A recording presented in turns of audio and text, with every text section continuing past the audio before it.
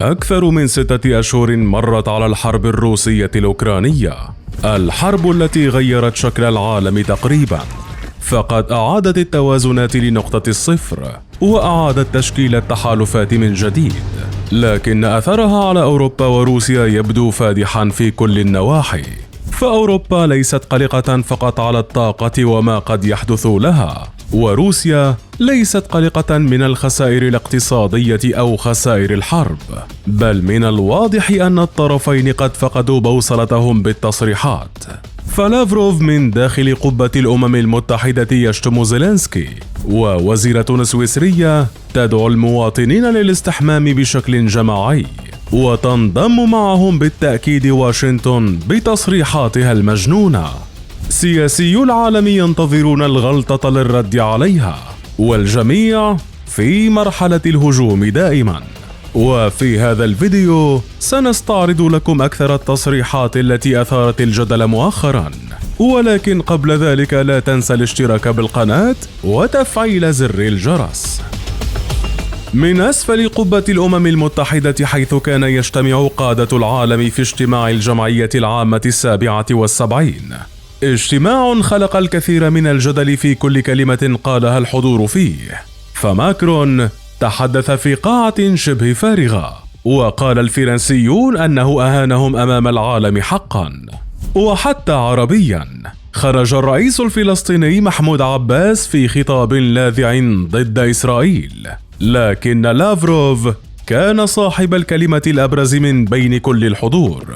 وزير الخارجية الروسي الذي حضر بدلا من بوتين وجه خطابه بشكل مباشر على الرئيس الأوكراني فولوديمير زيلينسكي، متحدثا عن الدعم الغربي الذي يقدم له منذ بداية الحرب، وتباهيه بالأسلحة الغربية التي يقاتل بها روسيا. ذلك لم يكن غريبا أو ملفتا، وإنما استعانة لافروف بمبدأ أمريكي قديم، حيث قال أن واشنطن تبني سياستها مع زيلينسكي على مبدأ أنه ابن عاهرة، ولكنه على كل حال ابن عاهرتنا، لذلك نراه نافعا. المبدأ الذي تحدث عنه لافروف يعود لعهد الرئيس الأمريكي روزفلت، والذي وصف به رئيس جمهورية نيكاراغوا أناستازيو سوموزا في أواخر ثلاثينيات القرن الماضي، ليعود لافروف اليوم ويذكر العالم به ويقصد زيلينسكي مباشرة. ومن واشنطن إلى لندن، حيث كانت تقام جنازة الملكة إليزابيث الثانية، والتي بدورها لم يغب عنها الجدل والتصريحات، وبالتحديد من قبل ترامب الذي وجدها فرصة مناسبة لمهاجمة الرئيس الأمريكي جو بايدن.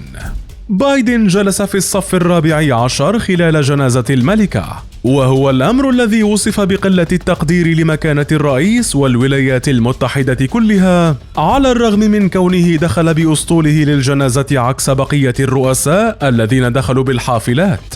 ومع هذا أطلق ترامب تصريحا مثيرا إذ قال: مكانك هو مقامك. حان الوقت لجو التعرف على قادة دول العالم الثالث. وبالبقاء مع بايدن الذي هدد بوتين من جديد، حيث تعهد برد فوري وحازم إذا ضمت روسيا أراضٍ أوكرانية، لكن ذلك التهديد لم يرد عليه بوتين في تصريح، بل رد عليه على أرض الواقع بإطلاق الاستفتاءات على ضم المناطق التي سيطر عليها داخل أوكرانيا. كما جاء رد آخر من أحد حلفاء روسيا، وهي كوريا الشمالية، التي اتهمتها تقارير أمريكية بتقديم الدعم العسكري لموسكو، ليأتي الرد على لسان مسؤول في وزارة الدفاع الكورية، والذي قال: يجب على أمريكا عدم الإدلاء بتصريحات متهورة، وعليها أيضا إبقاء فمها مغلقا. وهو التصريح اللاذع الذي فسر على أنه تهديد نووي من الدولة الكورية. بوتين وزيلينسكي، وكما يحدث بينهم على الأراضي الأوكرانية من حرب، تحدث بينهم حرب في التصريحات.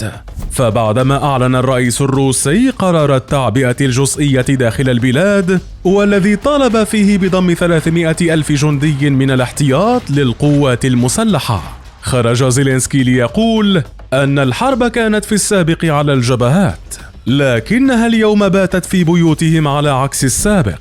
في إشارة لحالات التجنيد التي انطلقت في البلاد، وفي ذات الوقت حالات الفرار الكبيرة التي شهدتها روسيا منذ إعلان القرار. أما في أوروبا فكانت التصريحات مختلفة عن الحرب، بل كانت تدور عن الأزمة الكبرى التي يخشاها الأوروبيون، وهي أزمة الطاقة. في سويسرا قالت وزيرة البيئة أن المواطنين عليهم ترشيد استهلاك الطاقة بأي شكل كان، واقترحت بعض الحلول التي وصفت بالغريبة فعلا، حيث قالت أن على المواطنين البدء بالاستحمام الجماعي لتوفير الطاقة، كما دعت لوقف تشغيل الحواسيب عند عدم الحاجة إليها، بالإضافة لإطفاء الأنوار في أغلب أوقات اليوم. أما فينفريد كريتشمان رئيس وزراء ولاية بادن فروتنبرغ الألمانية فقد قدم حلولا أكثر غرابة. الألماني قرر إلغاء الاستحمام بشكل نهائي، وبدلا عنه المسح بمنشفة مبللة بشكل دوري، وقال إن المنشفة أيضا اختراع مفيد، كما دعا لتدفئة غرفة واحدة فقط في المنزل بدلا من كل الغرف. وختام كل تلك التصريحات والأحاديث يأتي مع بوتين مطلق الحرب من جديد، الذي قال في آخر تصريح له أن على الغرب أن يعامل روسيا وبيلاروسيا باحترام. ويمكن القول أن ذلك التصريح جاء ردا على عدم دعوة الدولتين لجنازة الملكة إليزابيث قبل أيام. ومع تلك التصريحات يوجد العشرات التي يطلقها جميع الأطراف لتزيد من حدة التوتر والمواجهة، وتبقى الحرب والصراع على الأرض حتى اليوم.